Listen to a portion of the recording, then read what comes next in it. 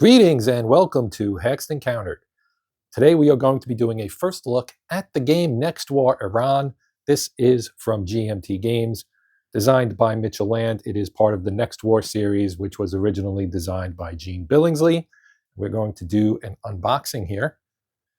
So zoom on out, take a look at the full box. Okay, so you can see we got some pictures on here, the old B-1 bomber. And some tanks, some Ospreys, aircraft carrier, et cetera, right? Modern stuff. So this came out in 2024, I believe. Yeah, you can't really read it because I left the shrink wrap on here, but it does say 2410. So in GMT's numbering system, that's the 10th game of 2024.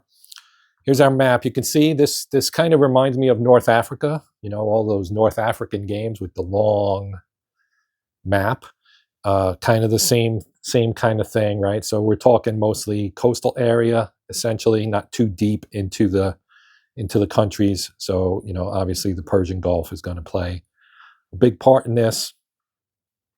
You've got an introductory scenario here, as they usually have on the backs of these games. One of the interesting things about this series is you have two levels of rules that you can use, with the standard, which has a complexity of 5, so mid-range, and then the advanced, which has a complexity of 8. So obviously that's a little more gnarly, a little more in-depth. And then solitaire complexity is mid-range as well. So there are multiple scenarios, I believe, that lead into the gameplay itself, and we'll see that when we get inside. Now, as you can tell from this image of the map, it is a big one, two 22 by 34 inch maps. So it is a 22 by 68 inch map. That is fairly large. 68 inches is, you know, pretty long.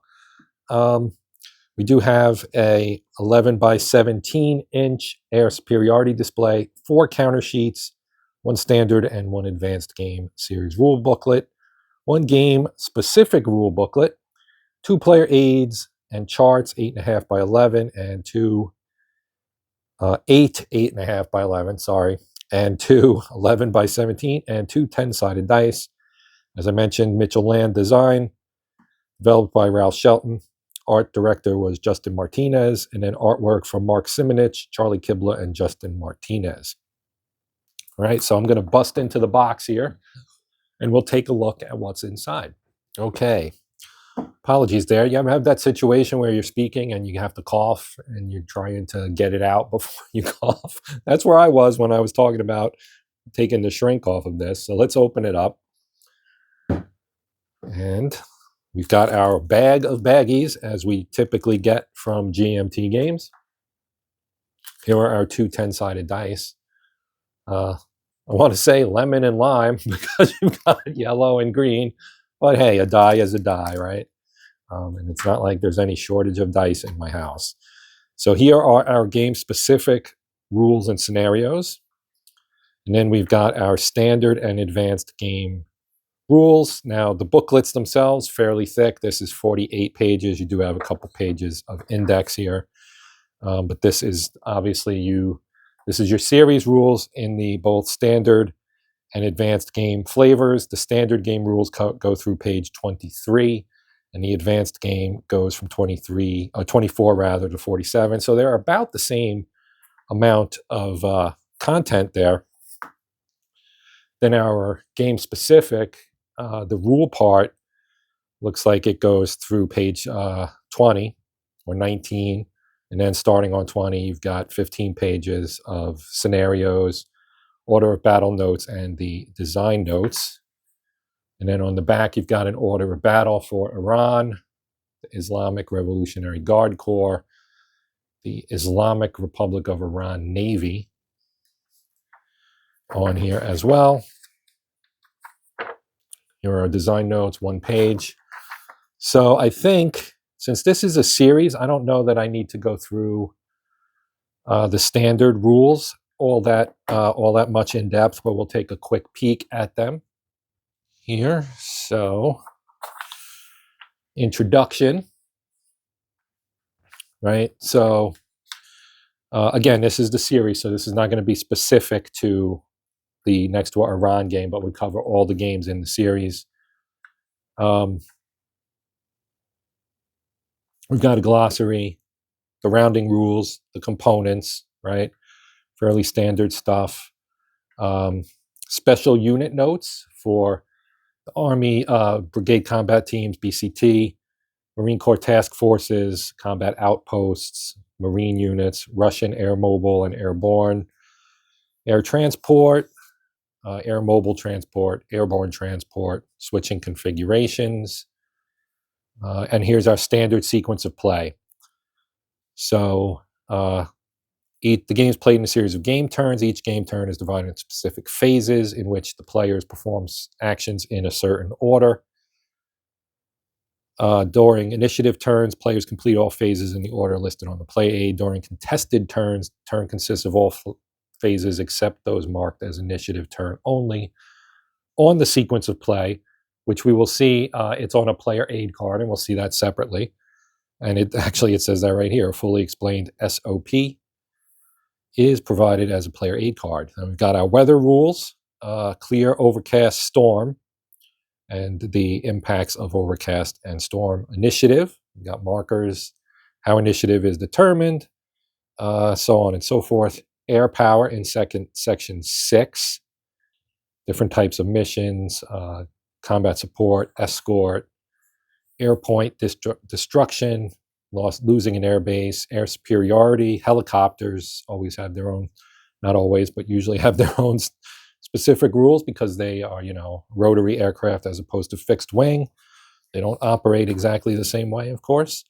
Sea control and naval rules. So a lot of naval stuff, as you would expect in, a modern context. Air power, or sea power rather, is a big component, and there is an air power aspect to that when you're talking about carrier task forces and so forth. Movement, which includes, of course, zones of control, stacking limits, terrain, etc. You've got bridges, you've got controlling hexes, movement types, ground movement, and you've got explanation of the colors on the movement factors, airborne movement, air mobile, marine air mobile, naval movement, amphibious assault, sea transport, etc., beachheads, combat.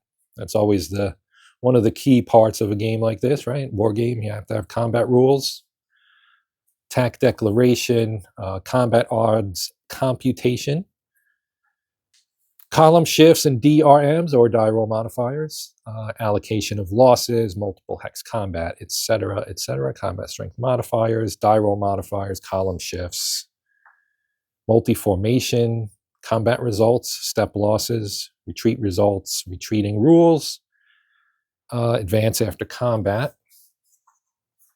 Then our reinforcements and replacement rules, victory stuff, and then your optional rules, including fog of war, out of supply, so on and so forth. Then we get to the advanced stuff. So I'm going to leave the advanced stuff out for now.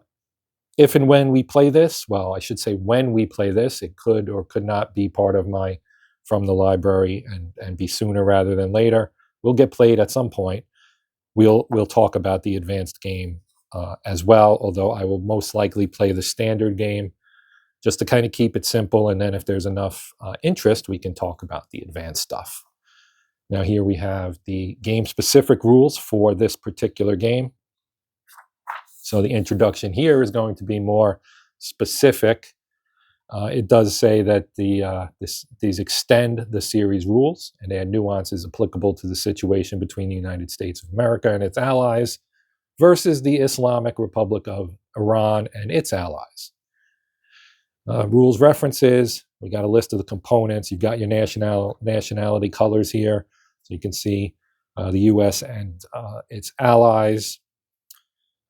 Australia, Israel, France, the UK, and then various arms of the U.S. military, the Army, Air Force, Marine Corps, and Navy. Non-allied forces. You've got the Iranians in two varieties here.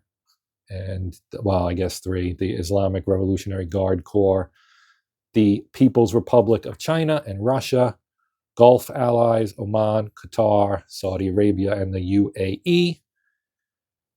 Terrain, so specific terrain for this particular part of the world. Invasion hexes and beaches for amphibious assault purposes, all sea hexes, rivers, and weather. Petroleum facilities and infrastructure. Obviously, oil is a big part of that part of the world. Units, the Iranian military, Israeli Mossad, People's Republic of China, one of their SAG groups, which is a naval task force. The U.S. Marine Corps MEUs, Oman F-16 limitations, weather, movement, and naval affairs. You can see you've got different types of things: air and sea transport, airborne paradrop, movement limitations. These are limitations. The rules for those we saw in the rulebook, the main rulebook: air mobile points, naval affairs, the Iranian patrol boats, which I believe are on the cover maybe. And we've got other things in here about naval surface-to-surface missiles, submarines, mining, Straits of Hormuz, strategic display, the island land areas, holding boxes and off-map zones, air mobile movement, attack helicopters, etc., more air transport and airborne and sea transport, Diego Garcia holding box, amongst other things. Combat special rules, section 9 of the standard and advanced rules. You can see the numbering where they pair it up. It's 7 here, but it's 9 in the main book. Reinforcements and replacements are 10 in the main rules, 9 here. Then you've got subordination. So these are special rules that apply just to this game, obviously. Subordination rules, isolation rules, supply rules, detection, air power, theater warfare assets, Scuds and ballistic missiles, site busting, tactical nuclear weapons, and nuclear weapon rules and attacks, weapons release, all that stuff, full yield, collateral damage, DRM, nuclear weapon attack victory points. Then you've got UN resolution and victory. The UN resolutions are not used in this game. Then we've got optional rules for the US Navy F-35Cs, US Marine Corps F-35Cs, Allied interoperability, Allied combat support restrictions, US readiness, additional wild weasels, the AH-1Z wild weasels. So those are Marine Corps AH-1s. They can carry ARMs, which are anti-radiation missiles. F-22 air unit replacement, ready escorts, chemical weapons, all kinds of stuff in here. Iran's nuclear program, aerial delivery, Putin strikes south, coalition of the willing. There's some really cool optional rules in here.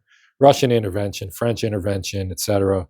Chinese intervention, Marine Corps armor, Strait of Hormuz movement, all kinds of stuff. Then we get into our scenarios, which I believe have various starting conditions.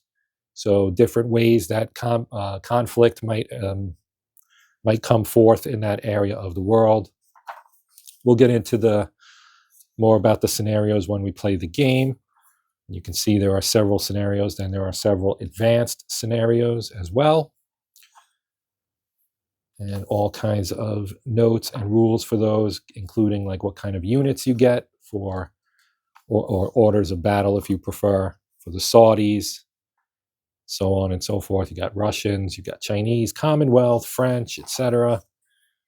Strategic surprise, marker in the sand. Tactical surprise, enter Sandman. Extended build-up, castles made of sand. A lot of sand references.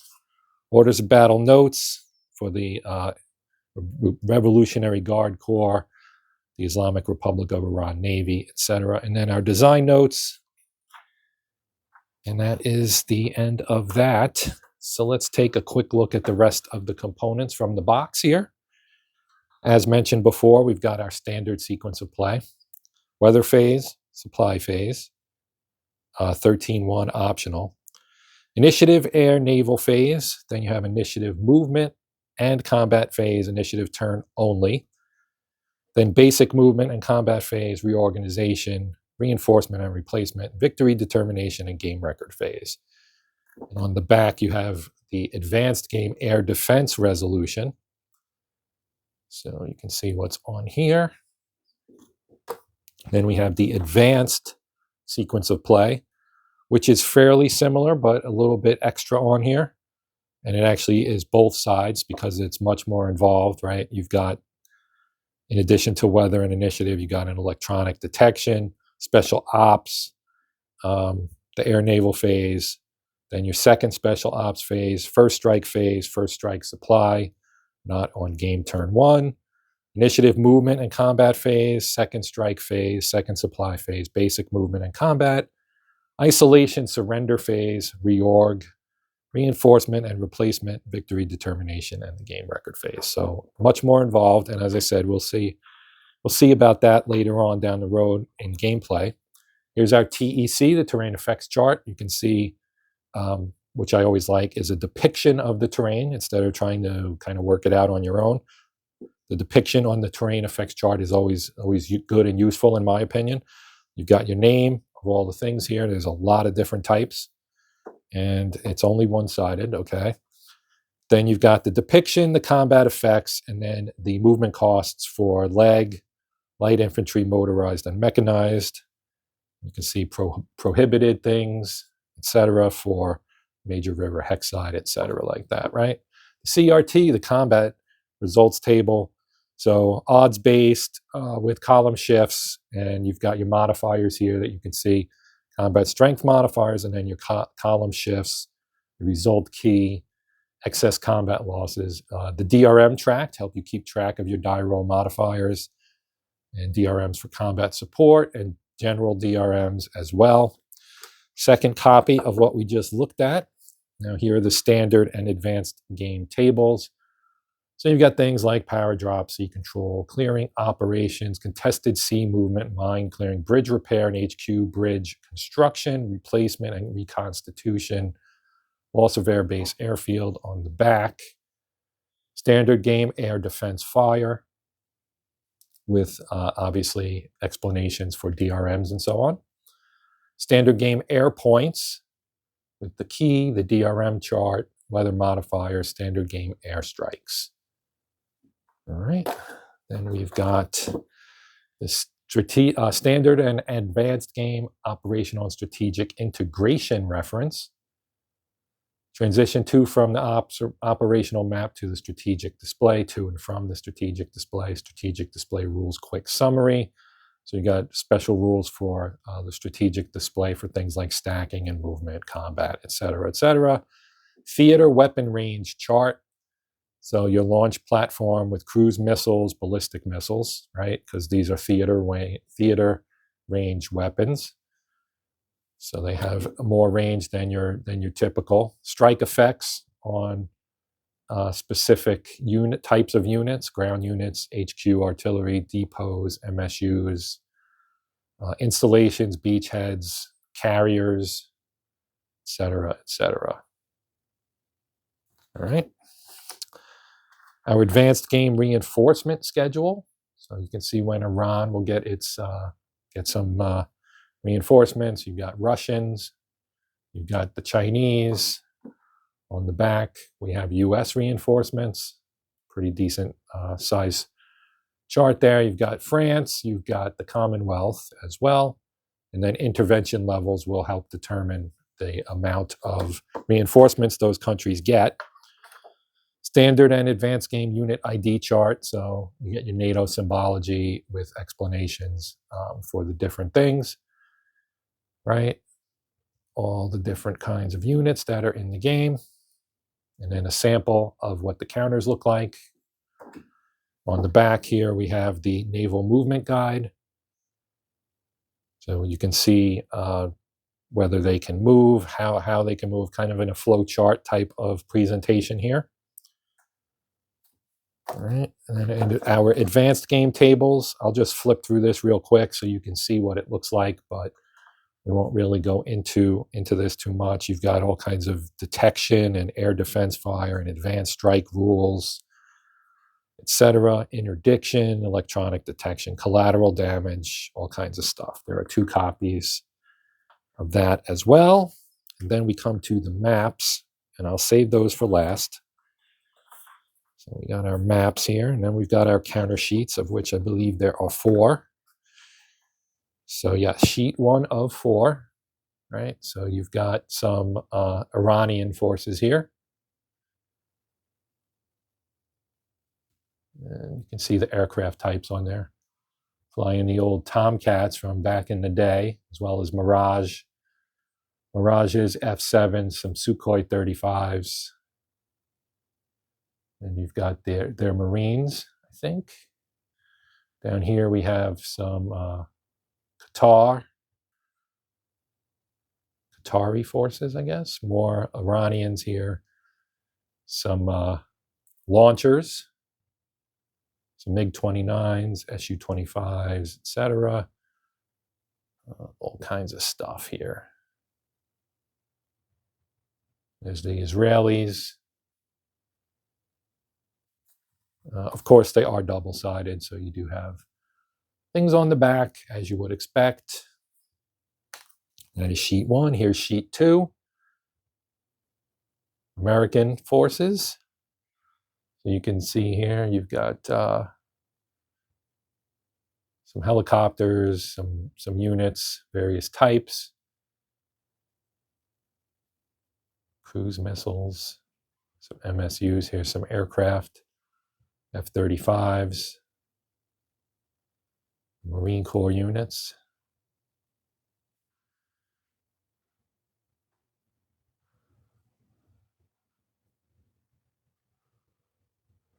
Over here we have the Navy with some FA-18s, the old Hornet, and some F-35s, amphibious ships. There's the big boys, the bombers, B-52s, B-1Bs, some F-16s, F-15Cs from the old USAF. Sheet 3. We've got the French. We've got the Russians. Got the UK, including we got some Australians as well. And some markers, as you can see here. And then 4 is the final one. More markers, tactical nukes. Destroyed, detected, all kinds of strike. Some Chinese units here.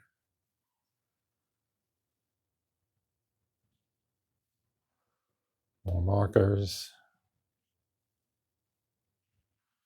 All right. Now, the map is going to be a bit of a challenge, so I'm going to reset my shot. I probably will not be able to show the entire map in one shot.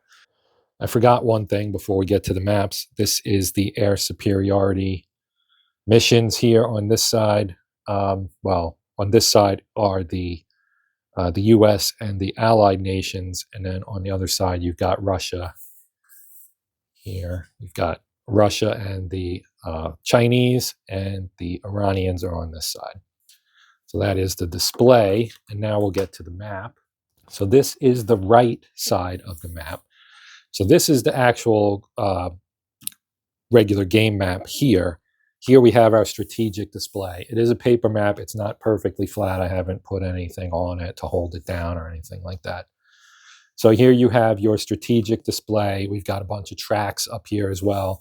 Your general records, phase, air mobile, current air superiority level, your air defense track, including AAA, AWACS advantage, sub-threat, and ASW, air and sea transport, initiative, season track, weather track, intervention levels, and then you've got non-allied special forces missions, and the allied special forces missions, surrendered units, Gulf of Oman, patrol boat track, Persian Gulf, patrol boat track. Of course, here's the Persian Gulf. Here's the Gulf of Oman. You've got them here on your strategic display. Then down here at the bottom, you can kind of see here, we've got the Saudi holding box, the Qatar holding box, the UAE holding box, and Oman holding box. We've got a box for the Indian Ocean, as well as, of course, Diego Garcia. And then, so basically you would store things in here, and then they would come in to this, and then to ultimately be deployed onto the actual game map. So this is the right half of the map, and now I'll show you the left half of the map, which is kind of the main play area. Okay, so here is the other part of the map. So this is the left side. As I said, this is going to be kind of your main area of actual gameplay on, you know, as far as moving and having combat and doing your landings and so on and so forth, right? So you have an off-map zone, 1 over here, 2 here, 3 here, right? So units can come in from that direction as well. Then we have victory point display over here, air, unit, and helicopter replacement. The Allied ballistic missile range restrictions, the non-Allied Scud ballistic missile range restrictions, the petroleum facility key here, naval detection down here. Sorry, I didn't move that up before.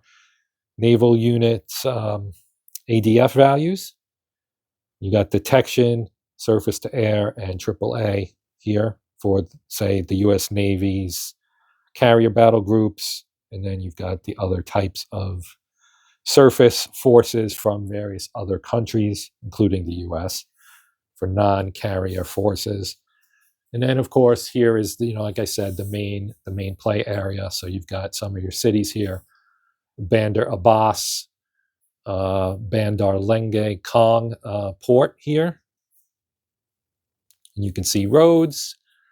You can see there are some significant mountains. Iran is a very mountainous country, as many of you probably know.